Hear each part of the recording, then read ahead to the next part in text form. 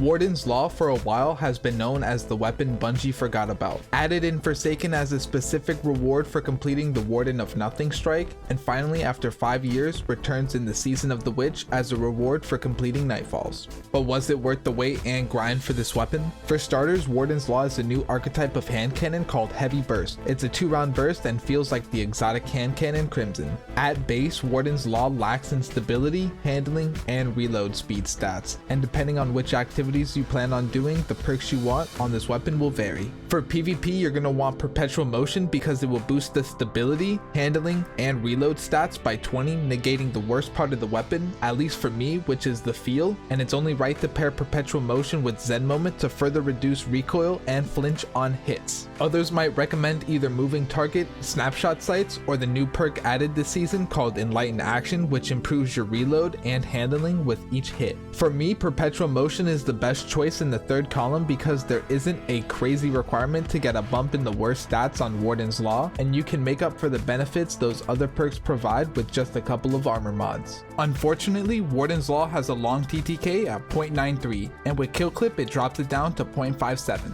But as others have pointed out, this weapon fully mimics an adaptive frame pulse rifle, so you might as well use one of those. Plus, Kill Clip will make any weapon that has it good, and in my opinion, it's a boring perk option. It's been in the game since Destiny 2 came out, and without Zen Moment, I couldn't consistently land shots, at least on mouse and keyboard. The biggest pain point for me is that Warden's Law just doesn't feel good while playing Crucible on mouse and keyboard. And that's all because of the 2-round burst archetype, but I will say while playing with controller, this weapon felt much better to use. So much so that I believe the weapon was carrying me and my poor aim with controllers. It was super sticky and confidence inspiring, especially since most of the time I become a bot while playing with a controller. In PvE, a lot of people are recommending you go for 4th Time the Charm and Vorpal Weapon because of the synergy it has with Lucky Pants, the exotic hunter leg piece. But as a hunter main, I can tell you that's not the PvE role you want to go for. That would be Enlightened Action and Frenzy.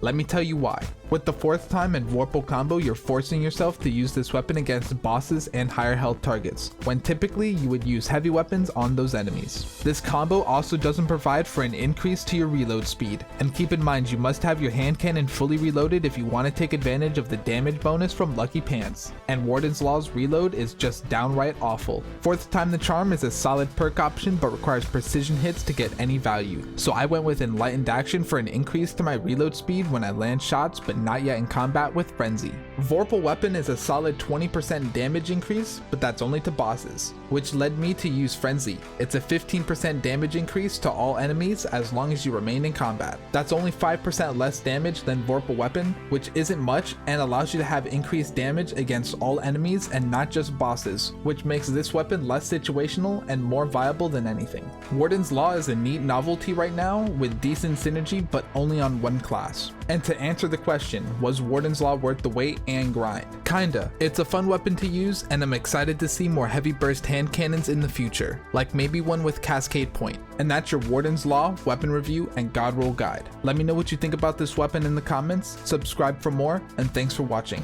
I'll see you guys next time.